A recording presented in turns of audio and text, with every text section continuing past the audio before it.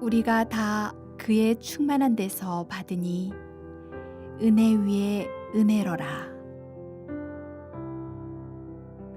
한 번은 영국에서 비교 종교학 회의가 열렸습니다. 각종 종교들을 연구한 전 세계 전문가들이 모여서 토론을 합니다. 토론 주제는 다른 종교와 비교할 때 기독교 신앙만의 독특한 점이 무엇인가 하는 것이었습니다. 여러 학자들이 여러 가지 견해를 이야기하였습니다. 어떤 사람은 신이 인간이 된 성육신 교리라고 하였습니다. 그러나 힌두교나 그리스 신화에 보면 신이 인간이 되는 이야기들이 많이 나와 있습니다. 또 어떤 사람은 부활이 기독교의 가장 독특한 교리라고 말했습니다. 그러나 죽었다가 다시 살아났다는 가르침은 다른 종교들에도 많습니다. 죽음 이후의 삶, 천당과 지옥에 관한 가르침 다 다른 종교에 있습니다. 이웃을 사랑하고 봉사해야 된다, 선행을 베풀자, 가난한 자를 보살펴야 된다 하는 것은 거의 모든 종교의 공통적인 가르침입니다. 그 모임에 C.S. 루이스라는 유명한 영국의 작가가 참석하고 있었습니다. 그는 원래 무신론자였었는데 그리스도인이 되는 긴 여정을 겪었던 유명한 기독교 작가요 사상가입니다. 사람들이 그의 입에 주목하였습니다. 루이스는 간단하게 대답하였습니다. 그것은 은혜입니다. 모였던 모든 사람들이 이 말에 동의하였다고 합니다. 받을 자격이 없는데 선물로 받는 것을 은혜라고 합니다. 하나님께서 독생자를 주셨고 죄를 사해 주셨고 많은 좋은 것들을 주셨는데 받을 자격이 없는 우리들에게 모두 거저 주신 것입니다. 세상의 어떤 종교도 은혜에 관한 이야기는 없습니다. 힌두교의 카르마 혹은 업보라는 교리는 전생에 지은 업보를 그대로 다음 생에 받는다는 가르침입니다. 선불교에서는 용맹정진하고 참선과 고행을 통하여 깨달음을 얻으라고 합니다. 이슬람교에서는 한 사람에게 두 천사가 있어서 하나는 선행을 기록하고 한 천사는 악행을 기록한다고 말합니다.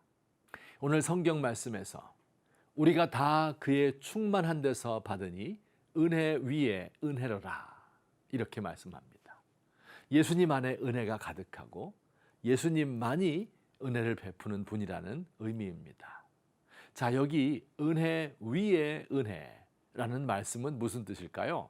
첫 번째 은혜와 두 번째 은혜가 어떻게 다른 것일까요? 은혜에는 두 가지가 있어요. 객관적 은혜와 주관적 은혜가 있습니다. 첫째 은혜는 객관적 은혜입니다. 우리가 가진 모든 것들은 우리가 느끼건 느끼지 못하건 객관적으로 하나님이 주신 것입니다. 우리가 가진 건강과 재물과 명예, 우리의 가정과 대한민국과 교회, 이 모든 것 가운데 하나님이 주시지 않은 것이 없습니다. 하나님은 우리에게 영원한 생명을 주셨어요. 우리의 죄와 무가치함에도 불구하고 독생자 예수님을 보내주셔서 죄사함 받고 천국을 유업으로 받게 하셨습니다. 이렇게 우리가 많은 것을 객관적으로 다 받았는데요. 어떤 사람은 이 모든 것들을 가지고 있음에도 불구하고 이것을 당연한 것으로 여기며 은혜 받았다고 생각하지 않습니다. 마치 부모님이 두 아들에게 똑같이 은혜를 베풀었어도 한 아들은 이를 귀하게 여기고 다른 아들은 잊어버리는 것과 같습니다. 여기에 두 번째 은혜, 주관적 은혜, 은혜 위에 은혜가 필요합니다. 예수님이 이미 주신 객관적인 은혜를 내 마음 깊이 깨닫는 은혜입니다. 사랑하는 성도 여러분, 많은 복을 받았음에도 불구하고 하나님이 주신 것이라고 깨닫지 못하던 사람이 있었습니다. 어느 날 큰 어려움을 만나 새벽 기도에 나오고 기도원에 다니기 시작했습니다. 그곳에서 말씀을 듣고 깊이 기도하는 중에 하나님의 사랑을 깨달았습니다. 눈물로 자신의 과오를 회개하고 용서를 체험하였습니다. 어디서 오는지 모르는 평안과 위로가 그를 감싸게 됩니다. 새로운 소망과 살아갈 수 있을 만한 용기가 생깁니다. 이를 가리켜서 은혜 받았다고 이야기합니다. 은혜 위에 은혜를 받은 것입니다. 이 은혜를 더욱 사모하는 여러분 되시기를 바랍니다. 하나님, 눈물콧물 흘리며 은혜 받았던 것이 언제였는지 가물가물합니다. 과거에 받았던 은혜의 추억에 잠겨 과거를 회상하며 남은 날을 보내고 싶지 않습니다.